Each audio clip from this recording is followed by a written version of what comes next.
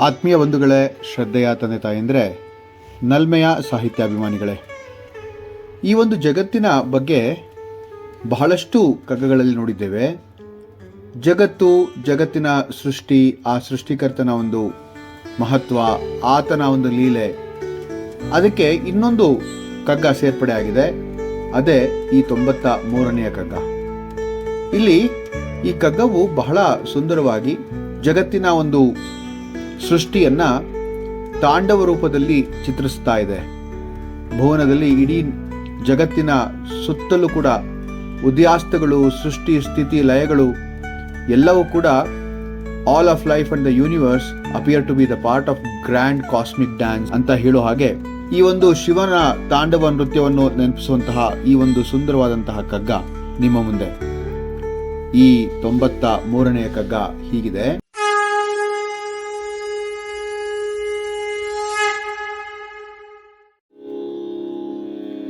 ಜ್ವಾಲಮಾಲಾಕುಲಜ್ಜಗದ್ರೂಪತಾಂಡವದಿ ಲೀಲೆಯಿಂ ಜೀವತೆಯನಾಂತು ಪರಬೊಮ್ಮಂ ತಾಳಲಯ ಮೇಳನದಿನೊಮ್ಮೆ ರಭಸದಿನೊಮ್ಮೆ ಲೋಲನಾಗಿರ್ಪನೆಲೊ ಮಂಕುತಿಮ್ಮ ಮಂಕುತಿಮ್ಮ. ಜ್ವಾಲಮಾಲಾಕುಲ ಅಂತ ಒಂದು ಸುಂದರವಾದಂಥ ಮಾತನ್ನು ಹೇಳಿದ್ರು. ಅಂದ್ರೆ ಜ್ವಾಲೆಯ ಮಾಲೆಗಳನ್ನ ಧರಿಸಿದಂತಹ ಅಂತ ಹೇಳಿ, ಆ ಜ್ವಾಲೆಯ ಮಾಲೆಯಿಂದ ಆವರಿತವಾದಂತಹ ಅಂತ ಹೇಳಿ ಬರುತ್ತೆ. ಜಗದ್ರೂಪ ತಾಂಡವದಿ ಅಂದ್ರೆ ಈ ವಿಶ್ವವೆಲ್ಲವೂ ಕೂಡ ತಾಂಡವ ನೃತ್ಯದಲ್ಲಿ ತೋರುವ ರೂಪದಲ್ಲಿ ಅಂತ. ಲೀಲೆಯಂ ಜೀವಿತೆಯನ್ನಾಂತು ಪರಬೊಮ್ಮಂ, ಈ ಜೀವಿತವನ್ನೆಲ್ಲ ಪರಮಾತ್ಮ ತನ್ನ ಲೀಲೆಯಿಂದ ನಡೆಸ್ತಾನೆ ಅಂತ ನಾವು ಬಹಳಷ್ಟು ಸತಿ ಕೇಳಿದ್ದೇವೆ. ಅದಕ್ಕೆ ಮತ್ತೊಮ್ಮೆ ಪುಷ್ಟಿ ಕೊಡುವಂತಹ ಮತ್ತೊಂದು ಮಾತು ಇಲ್ಲಿ ಹೇಳ್ತಾ ಇದ್ದಾರೆ. ಲೀಲೆ ಅಂತಂದ್ರೆ ದೇವರ ಒಂದು ಕೆಲಸ, ದೇವರಿಗೆ ಆಟ, ಅವನ ಲೀಲೆ.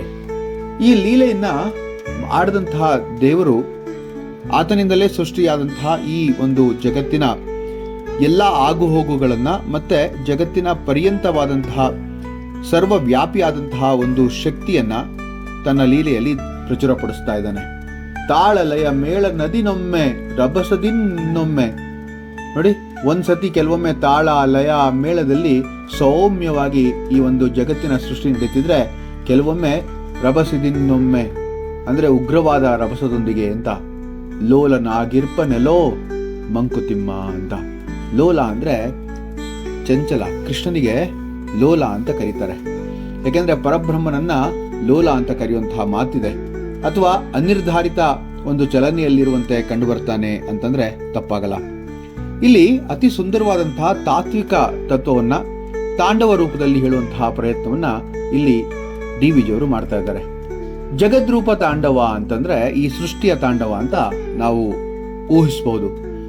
ಇದು ಶಿವನ ತಾಂಡವ ನೃತ್ಯವನ್ನ ನೆನಪಿಸುತ್ತೆ. ತಾಂಡವ ಅಂದ್ರೆ ಕೇವಲ ಉಗ್ರ ನರ್ತನವಲ್ಲ, ಅದು ಸೃಷ್ಟಿಯ ಆರಂಭ, ಸೃಷ್ಟಿಯ ಒಂದು ನಿರ್ವಹಣೆ ಅಂದ್ರೆ ಸ್ಥಿತಿ, ಹಾಗೂ ಲಯ ಅಂದ್ರೆ ವಿನಾಶವನ್ನ ಸೂಚಿಸುತ್ತೆ. ಇಲ್ಲಿಯ ಜ್ವಾಲಮಾಲಾಕುಲ ಎಂಬ ಶಬ್ದದಿಂದ ಈ ತಾಂಡವ ಬಹುಶಃ ರೌದ್ರ ತಾಂಡವ ಅಥವಾ ಪ್ರಳಯ ತಾಂಡವ ಅನ್ನುವಂತಹ ಅರ್ಥವನ್ನೇ ಹೊಂದಿದೆ ಅಂದ್ರೆ ತಪ್ಪಾಗಲ್ಲ. ಲೀಲೆಯಿಂ ಜೀವಿತೆಯನ್ನು ಆಡುವ ಪರಬ್ರಹ್ಮ ಅಂತ ಹೇಳಿದೆ. ಈ ಲೀಲೆಯನ್ನ ಅಂತಂದ್ರೆ ಪರಮಾತ್ಮ ಈ ಎಲ್ಲಾ ಸೃಷ್ಟಿಯನ್ನ ತನ್ನ ಲೀಲಾ ರೂಪದಲ್ಲಿ ನಡೆಸ್ತಾ ಇದ್ದಾನೆ. ಇದು ವೇದಾಂತದಲ್ಲಿ ನಮಗೆ ಲೀಲಾ ವಿಲಾಸಿ ಪರಮಾತ್ಮ ಅಂತ ಹೇಳಿ ಒಂದು ನುಡಿ ಬರುತ್ತೆ. ಸಂಸ್ಕೃತ ಶ್ಲೋಕ ಹೇಗಿದೆ ಅಂದ್ರೆ, ಲೀಲಾ ಕೈವಲ್ಯ ಬೋಧಾಯ ಜಗತ್ ವ್ಯಾಪಾರ ರೂಪಿಣಿ ಲೀಲಾಯ ಚ ಪರಂ ಬ್ರಹ್ಮ ಸೃಜತಿ ಪಾಲಯತಿ ಚ. ಅಂದ್ರೆ ಪರಬ್ರಹ್ಮ ತನ್ನ ಲೀಲೆಯಿಂದ ಈ ಜಗತ್ತನ್ನ ಸೃಷ್ಟಿಸ್ತಾನೆ, ಪಾಲಿಸ್ತಾನೆ, ಹಾಗೆ ನಾಶ ಕೂಡ ಮಾಡ್ತಾನೆ ಅಂತ ಹೇಳಿ. ತಾಳಲಯ ಮೇಳ ಮತ್ತು ರಭಸ ಅಂತ ಬಂತು. ಪರಮಾತ್ಮನ ಆಟ ಕೆಲವೊಮ್ಮೆ ಸುಂದರವಾದ ಸಂಗೀತದಂತೆ. ಸಂಗೀತಕ್ಕೆ ಏನ್ ಬೇಕು ಹೇಳಿ? ತಾಳ, ಲಯ ಮತ್ತೆ ಮೇಳ. ಆ ತಾಳ, ಲಯ ಮತ್ತೆ ಮೇಳದ ಸಮನ್ವಯ ಸಂಗೀತ ಅಂತ ಅನಿಸ್ಕೊಳ್ಳುತ್ತೆ. ಹಾಗೆಯೇ ಸೃಷ್ಟಿ ಒಂದೊಮ್ಮೆ ಹಾಗೆ ಕಾಣಿಸಿದ್ರೆ, ಮತ್ತೊಂದು ಕಡೆ ಅದು ರಭಸ ಅಂದ್ರೆ ಉಗ್ರದಿಂದ ಕೂಡಿರುತ್ತೆ. ಹಠಾತ್ ಆದ ಬದಲಾವಣೆಗಳು, ನಾಶಗಳು, ಆತಂಕಗಳು ಇಲ್ಲಿ ಸರ್ವೇ ಸಾಮಾನ್ಯ. ಇದನ್ನ ಜೀವನದ ಯಥಾರ್ಥ ಅಂದ್ರೆ ತಪ್ಪಾಗಲ್ಲ ಅಲ್ವಾ? ಸದಾ ಸಮತೋಲನವಿರಲ್ಲ ಇಲ್ಲಿ. ಕೆಲವು ದಿನಗಳು ಶಾಂತವಾಗಿರುತ್ತೆ, ಇನ್ನು ಕೆಲವು ದಿನಗಳು ರಭಸದಂತೆ ಈ ಸಾಗರ ಹೇಗೆ ರಭಸದಿಂದ ಉಕ್ಕಿ ಹರಿಯುತ್ತೋ ಹಾಗಿರುತ್ತೆ. ಉದಾಹರಣೆಗೆ ನೋಡೋದಾದ್ರೆ ನಟರಾಜನ ರೂಪ ನೋಡಿ.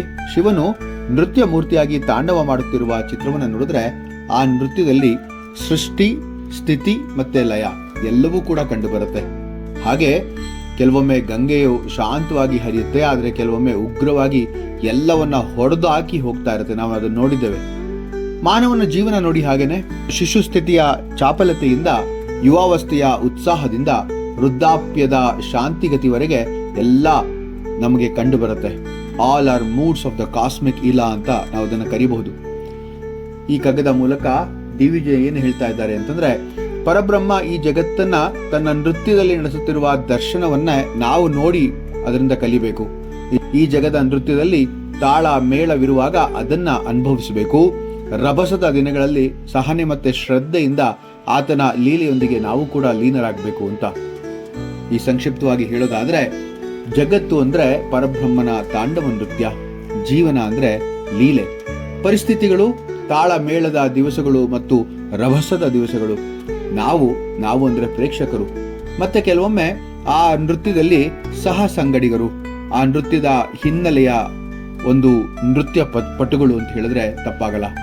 ಹೀಗೆ ಈ ಒಂದು ಕಗ್ಗದಲ್ಲಿ DVJ ಅವರು ಅತಿ ಸುಂದರವಾದಂತಹ ಮಾರ್ಮಿಕತೆ ಮತ್ತು ತಾತ್ವಿಕತೆಗೆ ನಿಲುಕಿರುವಂತಹ ಒಂದು ಸುಂದರ ಕಗ್ಗವನ್ನ ನಮ್ಮ ಮುಂದೆ ಇಡ್ತಾ ಹೋಗ್ತಾರೆ. ಈ ಕಗ್ಗದಲ್ಲಿ ಬಹಳಷ್ಟು ವಿವೇಚನೆಯನ್ನ ಮತ್ತು ಬಹಳಷ್ಟು ಯೋಚನಾ ಲಹರಿ ನಮ್ಮ ಮುಂದೆ ಕಂಡು ಬರುತ್ತೆ. ಆದರೂ ಕೂಡ ಅದನ್ನ ಹೇಳುವಂತಹ ಮಾತು ಹೇಗೆ ಈ ಜಗತ್ತು ಇದೆಯೋ ಅಥವಾ ಹೇಗೆ ಈ ಜಗತ್ತು ಬದಲಾವಣೆಗೊಳ್ತಾ ಹೋಗುತ್ತೋ ಹಾಗೆ ಅದರ ತಕ್ಕನಂಗೆ ನಾವು ಕೂಡ ನಮ್ಮನ್ನು ನಾವು ಬದಲಾಯಿಸ್ಕೊಳ್ತಾ, ನಮ್ಮನ್ನು ನಾವು ಅದಕ್ಕೆ ತಿದ್ದಿ ತೀಡ್ಕೊಳ್ತಾ ಹೋದ್ರೆ ಜಗತ್ತು ಸುಂದರ, ಜೀವನ ಸುಂದರ ಅಂತ ಹೇಳ್ಬೋದು. ಜ್ವಾಲಮಾಲಾ ಕುಲ ಜಗದ್ರೂಪ ತಾಂಡವದಿ ಲೀಲೆಯಿಂ ಜೀವಿತಯನ ಅಂತು ಪರಬ್ರಹ್ಮಂ ತಾಳ ಲಯ ಮೇಳ ನದಿನೊಮ್ಮೆ ರಭಸದಿನೊಮ್ಮೆ ಲೋಲನಾಗಿರ್ಪನೆಲೋ ಮಂಕುತಿಮ್ಮ, ಲೋಲನಾಗಿರ್ಪನೆಲೋ ಮಂಕುತಿಮ್ಮ. ಮುಂದಿನ ಕಗ್ಗದೊಂದಿಗೆ ಮತ್ತೆ ಭೇಟಿಯಾಗ್ತೇನೆ. ನಮಸ್ಕಾರ.